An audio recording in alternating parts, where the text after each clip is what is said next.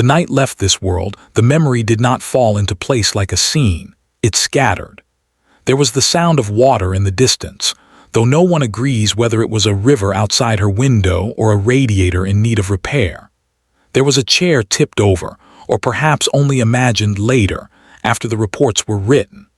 Some remember a note folded on the dresser, others swear there was nothing but a glass, a lamp, and the stillness that follows a decision no one can quite define. Even the light in that room exists in contradiction. In some recollections it was warm, like late summer lingering into evening. In others it was flat and gray, as if the day itself had withdrawn. For years, the simple facts, a young woman, 27, found alone in a small apartment on the edge of Washington state. A window half open to the cool air seemed to hover between two explanations, neither fully believable. She either stepped away from life on her own, or someone gently moved events in that direction and then left the scene, trusting silence to finish the work. The file called it an uncertain passing. The neighbors called it a sad situation. Her parents, visiting from Spokane a week later, didn't call it anything at all. They just stood in her living room, surrounded by the soft clutter of her days. Sheet music on the piano, a half-finished scarf on the arm of the sofa, an unopened letter addressed in a careful hand. Had been, by all accounts, a gentle presence.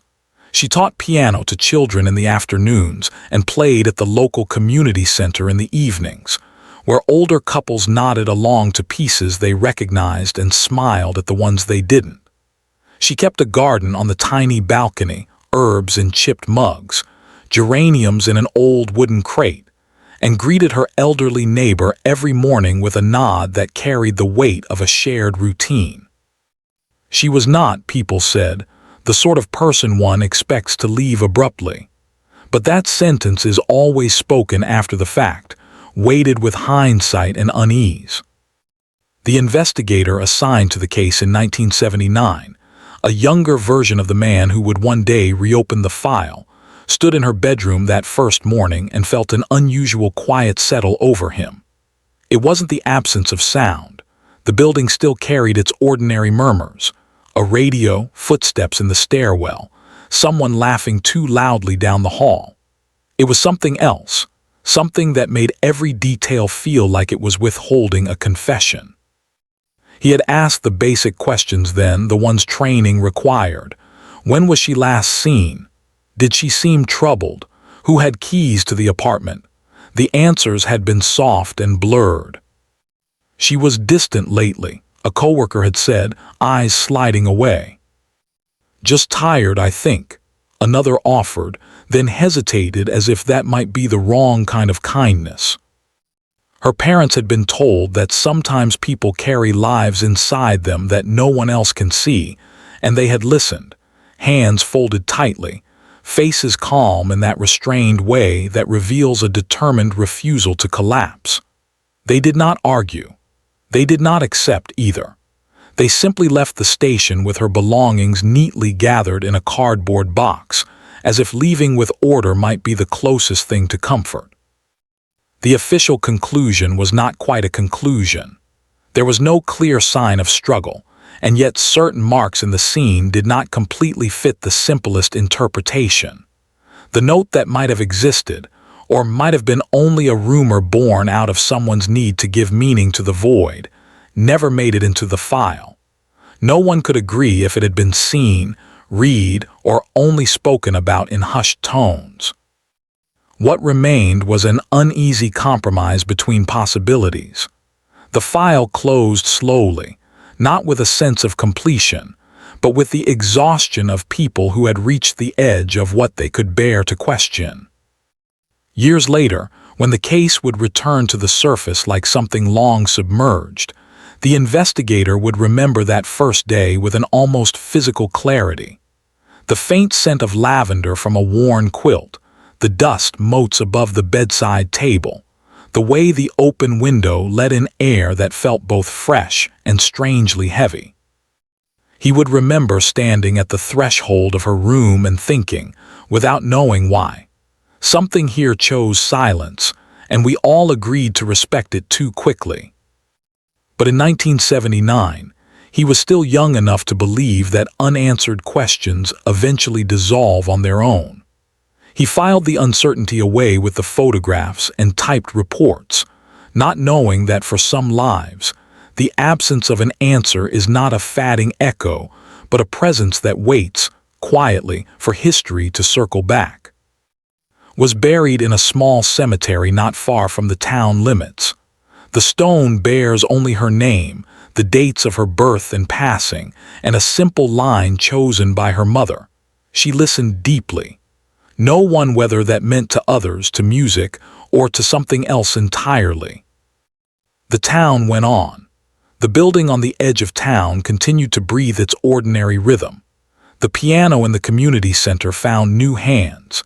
Yet in the memory of a former neighbor, a restless child who once fumbled his scales under her patient guidance, an investigator whose life would grow lined with old files, the night of her passing never settled into one story. It remained a soft disturbance, a page left dog-eared, waiting. 2.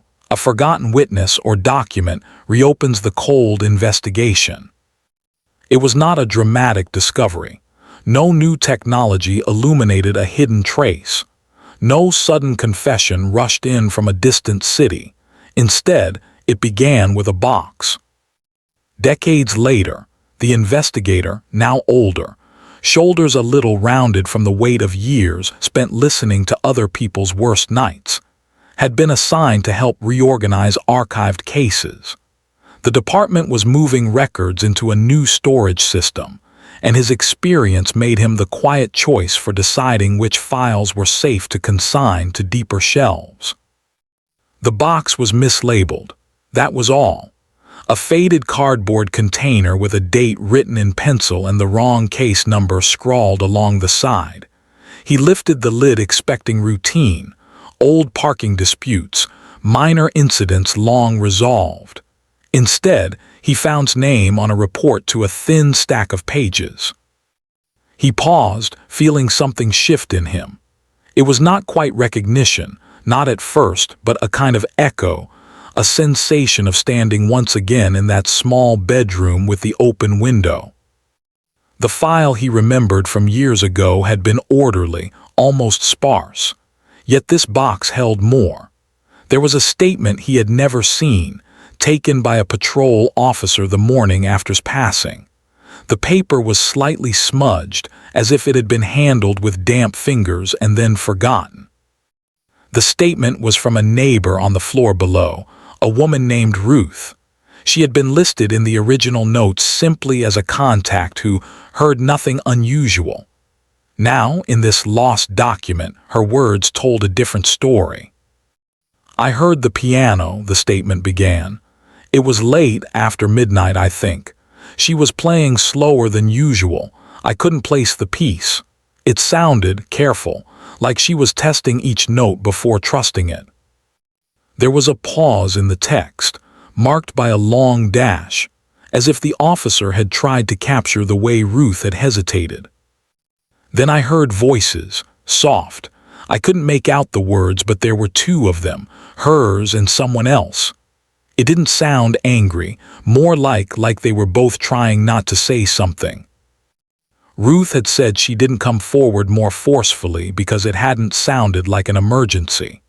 There had been no raised tones, no sharp sounds, just a quiet conversation floating down through the thin ceiling, thinning further into indistinguishable murmur. The investigator read the lines twice, then a third time. He felt a dull, familiar pressure in his chest, not the rush of excitement that comes with the hope of resolution, but something else, a gentle, persistent remorse. Whoever filed the original case had either overlooked this statement or decided it did not alter the practical outcome. Maybe it had been misplaced, shuffled into the wrong box during some long-ago reorganization. Maybe someone had read it and, faced with ambiguity, chosen to set it aside in favor of clearer narratives. He imagined the younger officer interviewing Ruth in the narrow hallway, balancing a clipboard, trying to hurry without seeming rude. Perhaps Ruth had looked nervous, unsure whether her impressions mattered. Perhaps she had added, "I'm not certain. It was late. I might be mixing nights up." And the officer had seized on that uncertainty as permission to let the details fade. Still, the document now felt like a small hand reaching out from the past, insisting that the quiet of that night had been shared, had not been entirely alone. Someone else had been there, just beyond the reach of the old reports. When the investigator brought the paper to his supervisor, the reaction was measured. "After all this time," the supervisor said, glancing at the date, "we barely have enough people for what's happening today." "I know," the investigator replied, voice calm. "But if we recorded the statement, we acknowledged that something was there. We just never listened." There was a pause. The supervisor tapped a pen on the desk, eyes distant. "You think we were wrong back then?" He thought of his parents, their silent departure from the station. He thought of the way he had accepted the uncertainty as closed. "I think we were tired," he said quietly. "And she was quiet. People like that are easy to misplace." The case was reopened not with fanfare but with a small, reluctant entry in the system. Status updated, investigator assigned. It was framed as a review, largely for formality, but among the staff there was a subtle shift in tone.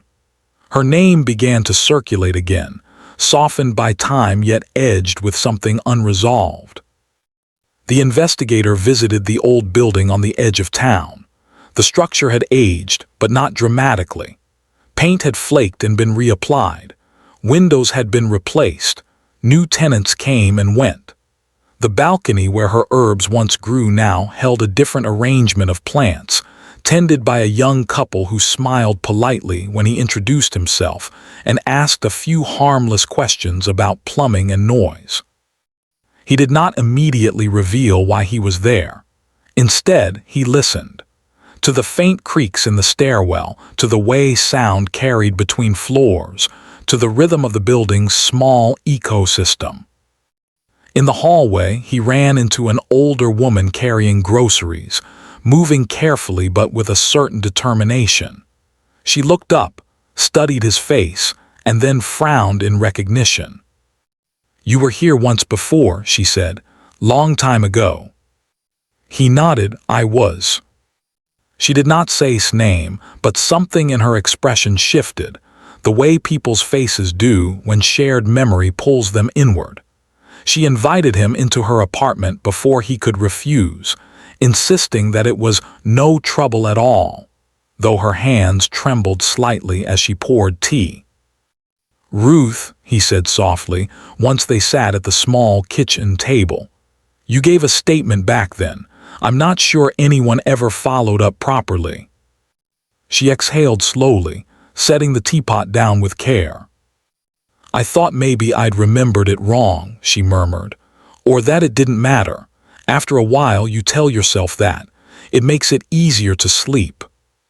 He watched her closely, not for deception, but for the quiet negotiations people hold with themselves. "Do you still remember the voices?" he asked. She nodded very slightly. "I remember the feeling," she said. "It was like, you know when two people are both about to say something important but neither wants to be the first. The air gets heavy. That's what it sounded like. Heavy but not sharp." He did not push her for more. Instead, he let the silence stretch, allowing her the space to choose what to offer. "I heard the window," she added after a long pause. "The one in her room. It stuck a little when you opened it. There was that small sound, then nothing, just the quiet again." The reopening of the case did not instantly reveal some hidden pattern. It did not produce a new name, a clear conclusion, or a sudden sense of understanding. Instead, it deepened the central question. If someone had been with in those last moments, what had passed between them in that quiet conversation? And why had the memory of that presence been allowed to drift into a mislabeled box? As he left Ruth's apartment, the investigator felt the weight of the file in his hand. The new document did not promise resolution. It only insisted that the past had been more crowded than they had allowed themselves to believe. He thought, not for the first time, that the real neglect was not of procedure, but of attention. They had never truly listened to what that night was trying to say, or perhaps what it was trying not to say. And so the case returned, not as a puzzle demanding solutions, but as a quiet voice asking to be heard properly for the first time. 3. Investigator focuses on human psychology more than physical clues. In the weeks that followed, the investigator kept the file close, not as an obligation but as a kind of quiet promise. He knew that after so many years, the usual routes, fingerprints, fibers, timelines etched down to minutes, would offer little. The building had lived too many lives since. Objects had changed hands, surfaces had been wiped and repainted, memories had been replaced with new ones. So he turned instead to the people who remained, or who could still be reached, not to interrogate but to listen. He began with himself. On a late evening, the station nearly empty, he sat alone at his desk with the photographs from the original file spread before him. They were simple, unremarkable images: the exterior of the building, the narrow staircase, the small bedroom. None of them were graphic or startling. What unsettled him now was not what they showed, but what they failed to reveal, the inner weather of the person who had once moved through those rooms. He tried to reconstruct the unrecorded parts. Arriving home that night, placing her keys on the table, perhaps pausing at the piano. Did she play because it was habit, or because something felt unsteady, and she needed the familiar weight of the keys under her fingers? He wrote questions in the margins, not about sequences of actions, but about states of mind. What did she believe about herself that night? Did she feel cornered or quietly resolved? If someone was with her, did she trust them, fear them, need them? These were not questions that evidence could easily answer, but they were the ones he trusted most. Over years, he had learned that the path to truth rarely ran through the sharp, bright line of fact alone. It moved instead through the dim corridors of motive, self-deception, and the stories people tell themselves to survive. His colleagues, seeing him immersed in such old material, offered practical suggestions, cross-checking phone records, re-examining old photographs. But he found himself less interested in what could be measured than in what had once been felt. He visited the community center where had played.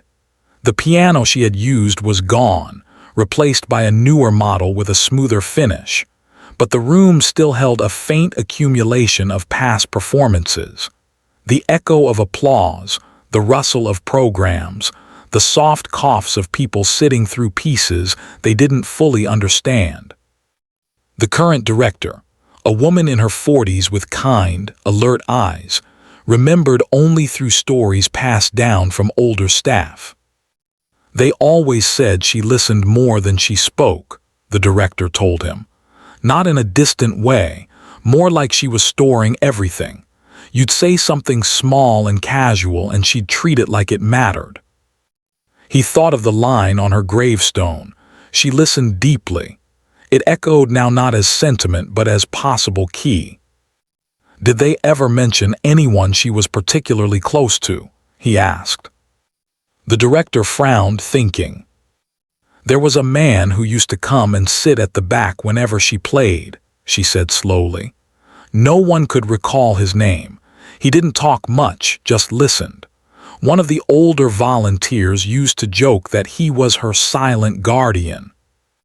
Did anyone describe how they interacted? Mostly glances, I think. The sort where you can't tell whether there's history there or just recognition. The investigator made a note, not of the man's unknown identity, but of the emotional texture described. Quiet watching, unsaid familiarity. That, he knew, could be as binding as any recorded relationship. He moved on to former students.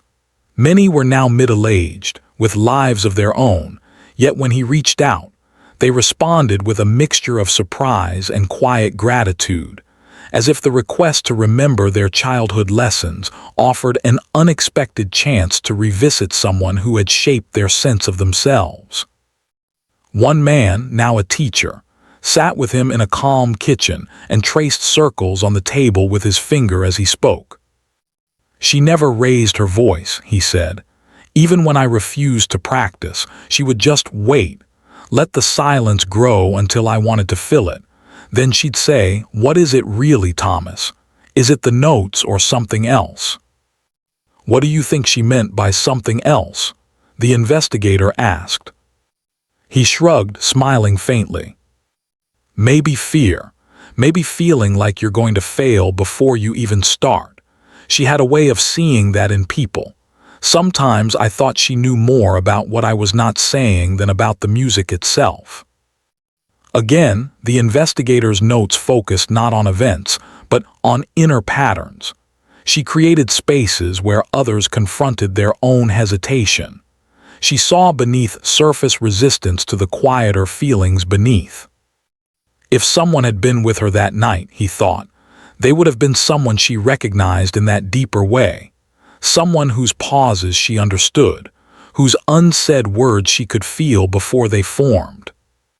He revisited Ruth, this time not to ask about noises and times, but about the tenor of life in the building back then. "Did you ever see anyone leave her apartment looking unsettled?" he asked. "Not angry necessarily, just changed." Ruth considered this for a long moment, gaze drifting toward the window. "There was a man," she said eventually. "Tall, dark coat, polite. He always held the door for people, but there was something about his eyes when he left her place. Like he'd been given a truth he didn't know how to carry. He never looked up when he passed my door, just straight ahead like any detour might break him." "Did he visit often?" "Not regular, no. That almost made it more noticeable.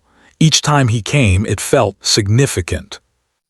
The investigator did not rush to match this description to a name.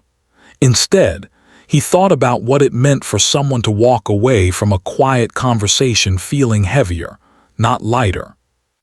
He spread these fragments out in his mind. The slow, careful piano playing that last night. The voices Ruth described as weighted but not sharp. The man at the back of the community center. The polite visitor with the downward gaze. The way seemed to invite people to confront their own hidden hesitations. It formed no clear picture, only a pattern of emotional tension, people orbiting a woman who had a gift for listening, yet seemed to carry her own unspoken burdens. In one of his evening reflections, the investigator wrote in the margin of the file, "If she chose to leave, she did so after a conversation that mattered. If someone helped bring her to that edge, they did it not through force but through influence." These were not conclusions. They were possibilities shaped by human behavior. He sought out one more voice, an old colleague who had briefly assisted on the case in 1979 before being reassigned. They met at a small outside town where the afternoon light softened the hard edges of the tables and chairs. "You always took this one personally," the colleague said, stirring his drink. "More than most." "Did I?" the investigator asked. "You stood in that room longer than usual. You kept asking if we were sure we had everything, but in the end you let it go. We all did." There was no accusation in the words, only remembrance. "Do you ever wonder," the investigator said quietly, "whether our need for clear answers makes us gentle with ambiguity too soon? We tell ourselves that a life ended for reasons we can't fully know, and we move on because it hurts less than holding the question. His colleague leaned back, studying him. You think holding the question this long is kinder? The investigator looked down at his hands, at the faint ink smudges on his fingers from turning old pages. I don't know if it's kinder, he said, but I think it's more honest, at least to her. He realized then that this was what drew him back to the case, not the hope of a neat answer, but the desire to acknowledge that final moments were not a simple act in a quiet room. They were the culmination of years of quiet exchanges, of the subtle ways people shape and are shaped by one another. His work shifted fully into that realm. He asked less about where people had been at certain times, more about how they had felt around her. He listened for patterns of dependence, admiration, quiet resentment. He traced the thin lines of emotional investment that might have turned one evening's conversation into a turning point. Every conversation deepened the sense that this was not a story of clear harm or simple choice. It was a story of influence, of unspoken expectations, of someone who perhaps carried too much of others, inner storms without fully revealing her own. And as he followed those threads, he understood that whatever truth eventually surfaced, if it ever did, would not feel like victory. It would feel like standing at the edge of a lake at dusk, seeing the outline of something beneath the surface, and knowing that bringing it into focus might not calm the water, only disturb it. Still, he continued, not because he believed resolution would heal the past, but because he had come to see that, for some lives, the act of careful attention is the only form of justice left. The deeper the investigator moved into the quiet orbit of past, the more he sensed that her life had been shaped not by dramatic events, but by the subtle pulls of those around her. None of the people he spoke with seemed capable of anything harmful, at least not in the usual sense. Yet each of them carried a particular version of her, an echo shaped by their own longings, regrets, and unexpressed emotions. It was within these softer realms that tension began to form, delicate yet unmistakable, like thin cracks appearing beneath polished varnish. He met first with Daniel Havers, a thoughtful librarian who had once attended evening performances. Daniel remembered her with a gentleness that bordered on reverence. He spoke slowly, as if weighing each word before allowing it to leave his mouth. She had this way of making quietness feel alive, he murmured, looking past the investigator toward the windows. When she played, it felt like she was speaking to something I had forgotten I needed. The investigator watched the way Daniel's hands tightened around his cup, not with aggression, but with a restrained ache, the tender grip of someone holding the memory of a bond that had never been given room to grow. "Did you two ever speak outside the center?" he asked. Daniel shook his head. "Only in passing. I never wanted to intrude. She seemed complete in her own way, but sometimes I wondered if she recognized something in me too, some shared longing for calm." It was not a confession of attachment in the usual sense. It carried no suggestion of overt pursuit. Yet there was something in Daniel's voice, a quiet yearning that hinted at emotional weight. People rarely harm out of boldness, the investigator thought. More often, they break boundaries gently, without realizing they've crossed anything at all. Next he visited, a former colleague of at the community center. Greeted him warmly, though beneath her easy smile was a tension that surfaced in the slightest tightening of her jaw. "Was like a lantern," said as they sat on her porch. People gathered around her without meaning to. She didn't try to be anything, but somehow she became everything to certain people. "And you?" the investigator asked softly. Hesitated. The pause was long, he did not interrupt it. "She was my friend," she said at last. but sometimes I felt as if I was standing in her shadow, even when she wasn't trying to cast one. There was no bitterness in the words, only a fragile admission of how closely admiration can sit beside quiet envy, even when no one intends harm. "Did that ever change how you saw her?" he asked. "Not in the way you might think," she replied, eyes lowered. "I never wished her ill, but there were days when I wished she didn't shine quite so calmly. It made the rest of us feel unfinished." He recognized the confession not as guilt, but as vulnerability. Yet vulnerability itself can become a form of distortion, shaping perceptions, blurring boundaries, altering choices.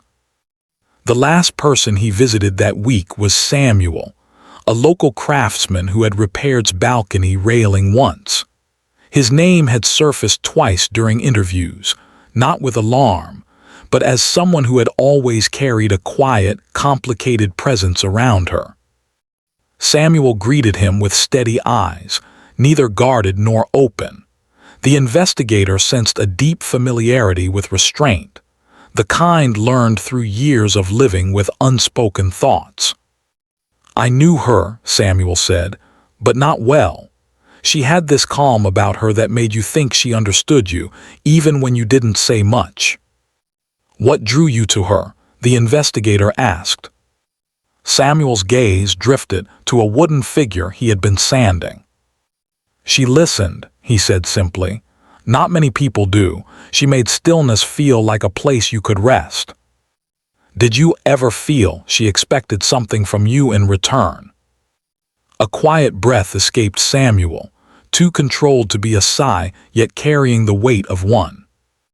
"Sometimes I wondered if she saw a part of me I wasn't ready to face," he admitted, "and that kind of understanding can feel overwhelming." None of these relationships suggested wrongdoing in the conventional sense, yet each carried a subtle tension, admiration tinged with uncertainty, affection mixed with quiet insecurity, connections defined more by what remained unspoken than what was shared. The investigator realized that the strain surrounding final days was not rooted in malice, but in the fragile ways human attachments can distort when left unexpressed. Each person held a version of her, and each version revealed something slightly different, slightly uncomfortable. The more he listened, the clearer it became that someone in her circle had stepped into that delicate final night carrying emotional weight heavy enough to alter the balance.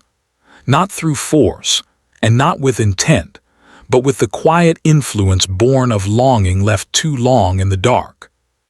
5. Old secrets unfold, revealing betrayal and hidden personal motives. It began subtly, the way all genuine revelations do, not with a sudden shift, but with a quiet accumulation of small truths that had been waiting for years to be noticed. The investigator found that the emotional threads woven around were more intricate than he had realized, tangled with histories people had long kept tucked away. It started with a letter. Not a dramatic revelation, but a simple envelope found in a community center storage box labeled. Inside lay a note written in elegant handwriting, addressed only with the initials SD. The message was brief, its phrases gentle yet unmistakably intimate. "I still carry your words from last winter. I wish I could ease your worry. Perhaps we both hold too much in our hearts." The investigator considered the initials, Samuel. The man who had spoken with quiet honesty, but had not mentioned any private correspondence. Yet the tone of the letter was not troubled, more a gentle exchange between two people who saw each other beyond surface interactions. Still, the letter suggested the possibility of a deeper understanding between them, something left unresolved. When he approached Samuel again, the craftsman's expression shifted almost imperceptibly. A slight tightening at the corner of his mouth, a flicker of recognition in his eyes.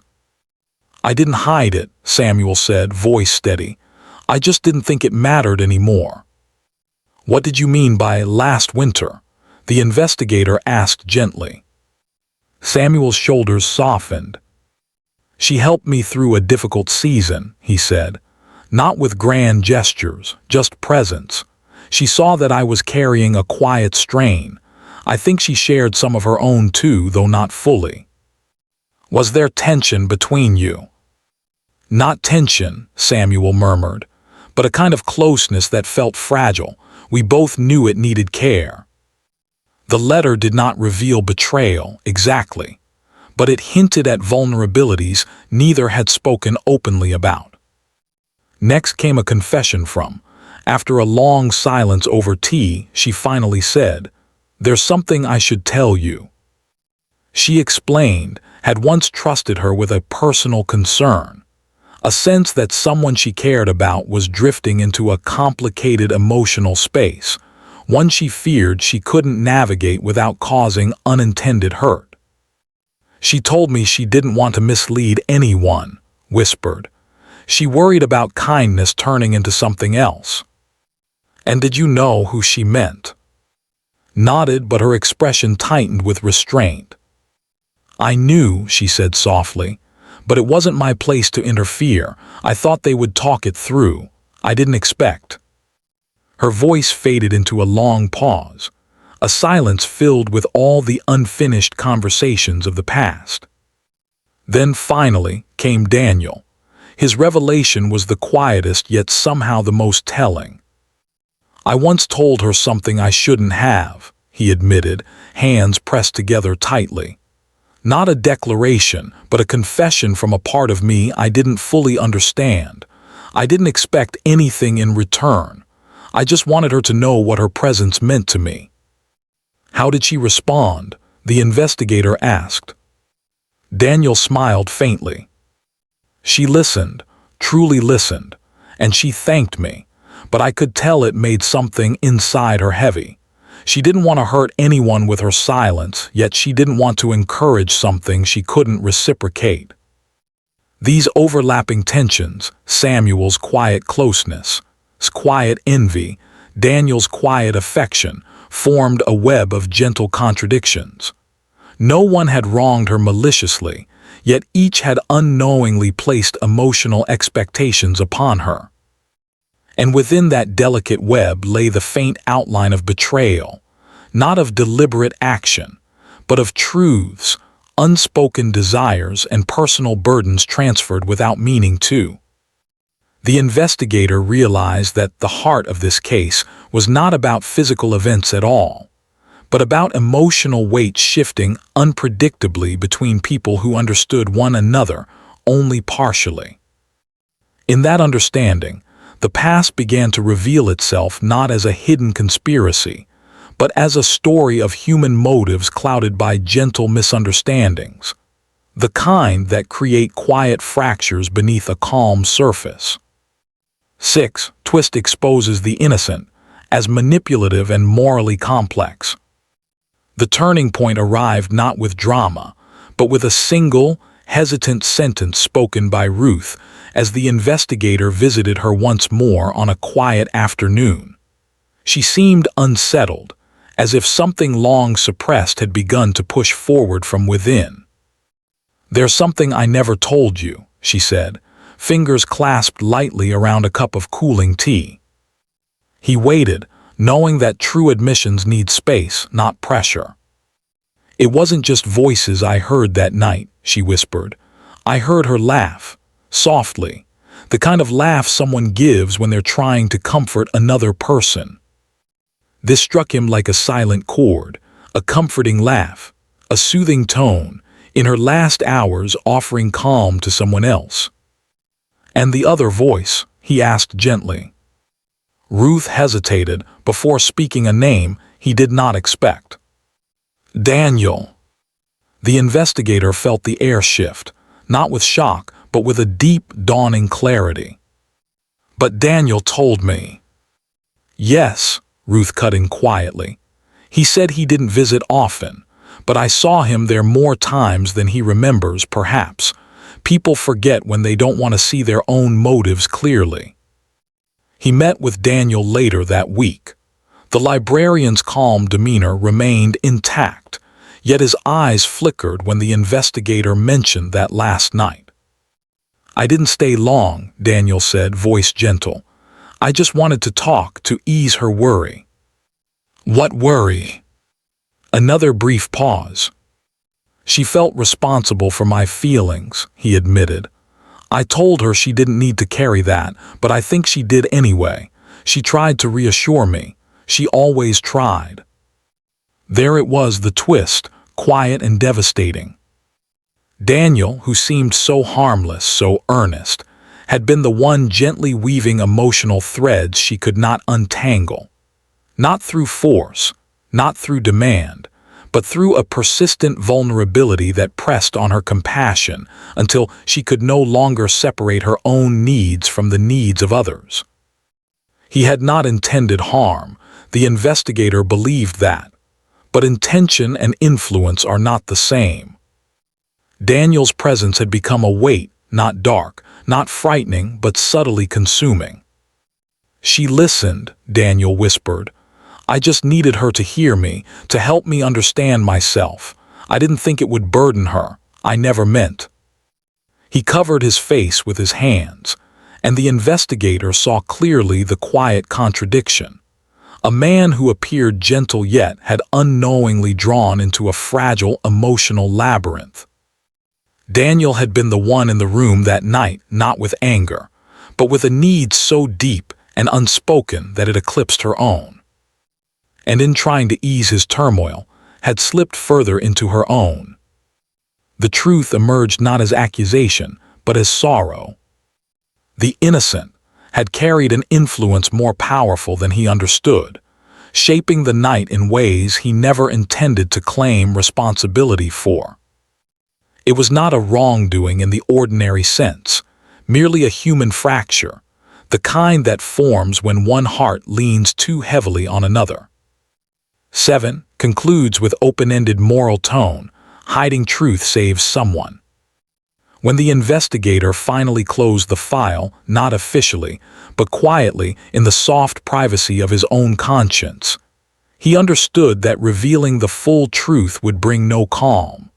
Not to the town, not to memory, and certainly not to Daniel, who now lived with a gentleness shaped by years of introspection. Daniel had not hurt her intentionally. He had simply needed more than she could give.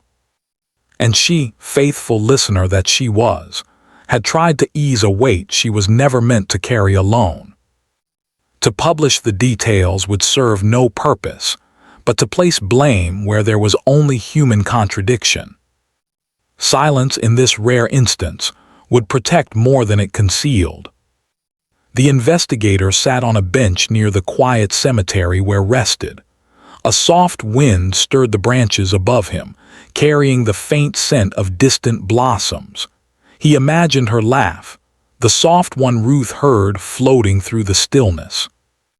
There was no triumph in the truth he had uncovered, only a tender ache, the kind that teaches one to see human hearts not as puzzles to be solved, but as delicate landscapes shaped by unspoken hopes and hidden fears.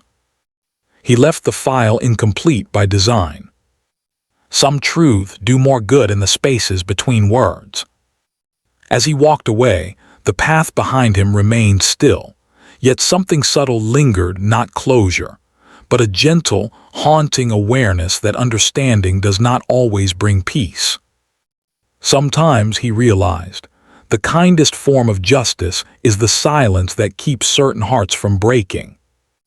And in that silence, memory remained not resolved, but tenderly held.